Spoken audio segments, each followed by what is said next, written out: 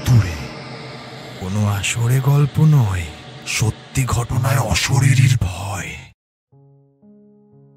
ধরুন কোনো এক রাতে আপনি আপনার বাড়ির ছাদে দাঁড়িয়ে আছেন এবং সেই মুহূর্তে আপনার আশেপাশে, আপনার দৃশ্যমানায় আপনি ছাড়া আর কেউ নেই। ঠিক এমন সময় কেউ একটা আপনাকে আপনার নাম ধরে ডাকলো। আপনি চট করে ঘাড় ঘুরিয়ে আশপাশ দেখলেন, কেউ নেই। আপনি ভাবলেন হয়তো কেউ মজা করছে, কিছুটা স্বস্তির নিঃশ্বাস ফেলতেই যাবেন, ঠিক এমন সময় কেউ একটা আপনার কানের পাশে এসে আপনার নাম ধরে ডাকলো। ঠিক সেই সময় আপনার চেতনা, আপনার বোধ শক্তি আপনাকে একটাই প্রশ্ন জিজ্ঞাসা করবে, কে ডাকলো আপনাকে? আর এইরকমই বিভিন্ন সব ভৌতিক ঘটনা শুনতে আমাদের ভুতুড়ে চ্যানেলটি সাবস্ক্রাইব করে নিন। সাবস্ক্রাইব বাটনের পাশে যেই নোটিফিকেশান আইকনটি রয়েছে, নোটিফিকেশান বেলটি রয়েছে, সেটিকে প্রেস করে অন করে দিন। তাহলেই কিন্তু যখন যখন আমাদের ভুতুড়ের এপিসোডগুলি আপলোড হবে, ঠিক সেই মুহূর্তেই সবার আগে নোটিফিকেশান আপনার কাছে, আপনার ফোনে পৌঁছে যাবে। দেখতে দেখতে আমরা ভুতুড়ের 20 নম্বর এপিসোডে পৌঁছেছি। আর আমি খুব গর্বের সাথে বলতে পারি যে ভুতুড়ের শ্রোতারা কোনোদিনও চান না যে ভুতুড়ে চ্যানেলটি কোনোদিনও বন্ধ হয়ে যাক। তাই জন্যই তো এইরকম ইউনিক, গা শিউরে ওঠার মতো ঘটনা ভুতুড়ের শ্রোতারা ভুতুড়েতে পাঠাতেই থাকে। তো আজকে যিনি ঘটনা পাঠিয়েছেন উনি ভুতুড়েরই এক শ্রোতা। উনি যেই ঘটনাটি শেয়ার করেছেন সেই ঘটনাটি ওনার দাদার সঙ্গে ঘটে গিয়েছে ওনার বাড়িতে। এক্স্যাক্ট জায়গাটার নাম উনি যেহেতু আমাকে বলতে মানা করেছেন, তাই আমি জায়গাটার নাম না বলেই পুরো ঘটনাটা তোমাদের সামনে তুলে ধরব। তো ঘটনা পাঠিয়েছেন অভিরূপ বিশ্বাস। অভিরূপ লিখছেন, আমার দাদার সঙ্গে যেই ঘটনাটি ঘটে গিয়েছে, একটি ভুতুড়ে ঘটনাটি পড়লে তোমার অবশ্যই গায়ে কাটা দেবে এবং আমি আশা করছি এই ঘটনাটা তোমার ভুতুড়ের 19 নম্বর এপিসোডে সবাই শুনতে পাবে এবং তার সঙ্গে আমিও শুনতে পাবো, তারই আশায় রইলাম। সরি অভিরূপ, আমি তো 19 নম্বর এপিসোডে তোমার ঘটনাটা শোনাতে পারলাম না, কিন্তু অবশ্যই 20 নম্বর এপিসোডে তোমার ঘটনাটিকে আমি কভার করছি। বেশি কথা না বাড়িয়ে ফিরছি ঘটনার দিকে।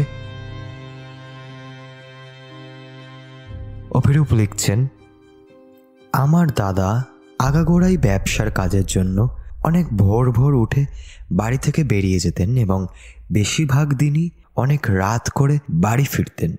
ঘটনাটা প্রায় 3 বছর আগের ঘটনা। দাদা সেদিন রাত 12টার পর বাড়ি ফিরেছিলেন।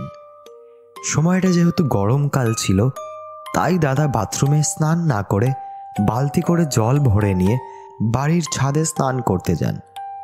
তার আগে বলে দিই, আমাদের বাড়ির পাশে একটা রাস্তা, আর রাস্তার ওপারে একটা ছোট্ট পুকুর আছে। কেউ অবশ্য স্নান করে না ওই পুকুরে, ময়লা জল বলে। এবং পুকুরের অপর প্রান্তে একটা মস্ত বড় অশ্বত্থ গাছ রয়েছে, যেটা বাড়ির ছাদ থেকে স্পষ্ট দেখা যায়। অনেক ঝড় ঝাপটা, অনেক বৃষ্টি বাদল হলেও গাছটার কোনো ক্ষতি হয়নি অবশ্য। কিন্তু অদ্ভুতভাবে গাছটার ওপরের দিকটা পুরোপুরি শুকনো, মানে শুকিয়ে সমস্ত পাতা ঝরে গিয়েছে, অথচ গাছটার গোড়ার এবং নিচের দিকের কয়েকটা ডালপালা একদম সতেজ। তো ছোটবেলা থেকেই শুনে এসেছি গাছটায় নাকি প্রেতাত্মার বসবাস রয়েছে। অবশ্য না আমি কখনো নিজের চোখে দেখেছি, না দাদাও দেখেছে।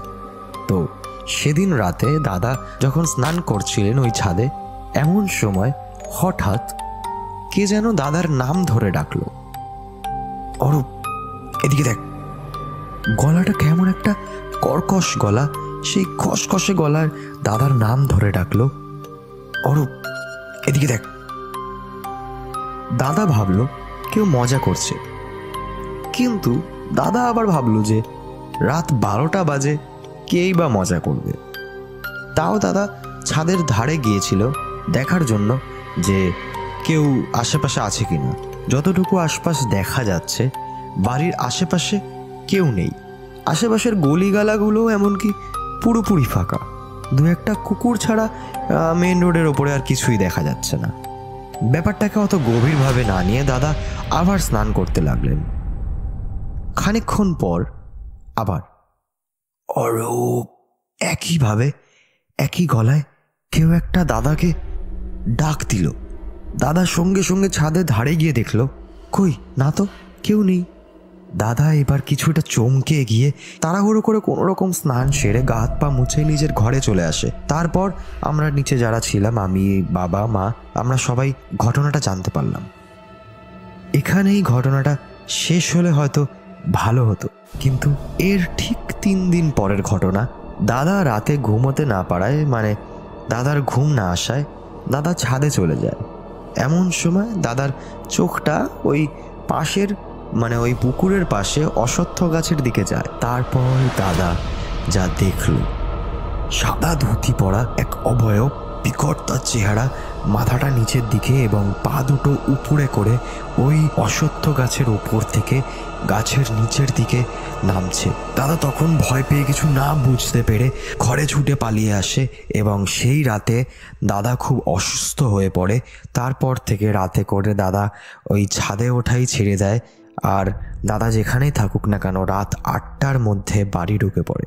এরপর এই দৃশ্য আমার দাদার মতনই নাকি আমাদের পাড়ায় আরও 2-1জন দেখতে পায়। এর ফলে প্রতিবেশী থেকেই ঠিক করে ওই অশ্বত্থ গাছটিকে কেটে ফেলা হয় এবং ওই পুকুরটিকেও ভরাট করে দেওয়া হয়। এখন এই পুকুরটির ওপর একটি কারখানা তৈরি হয়ে গেছে। এই ছিল ঘটনা। পড়ে ভালো লাগলে, অবাক হলে অবশ্যই তোমার চ্যানেলে পড়ে শুনিও। ভুতুড়ে কোনো আসরে গল্প নয়, সত্যি ঘটনায় অশরীরীর ভয়।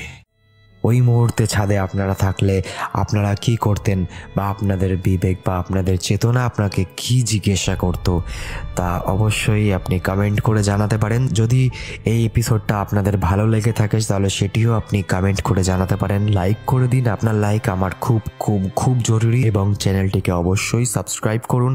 আর আমি আশা করছি আমাদের এই ভুতুড়ে চ্যানেলে আর কয়েকদিনের মধ্যে 250 জন সাবস্ক্রাইবারের একটা ফ্যামিলি হয়ে উঠবে।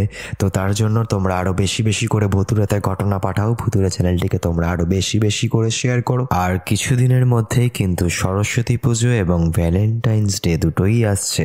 তো তার জন্য আমি চেষ্টা করছি যে যদি কোনো গা শিউরে ওঠার মতো কোনো স্পেশাল এপিসোড যদি ভুতুড়েতে আনতে পারি, তো তার জন্য তোমরা অপেক্ষা করো, আমিও অপেক্ষা করছি। তো ততক্ষণের জন্য সুস্থ থাকো, ভালো থাকো। দেখা হচ্ছে ভুতুড়ের অন্য একটি এপিসোডে।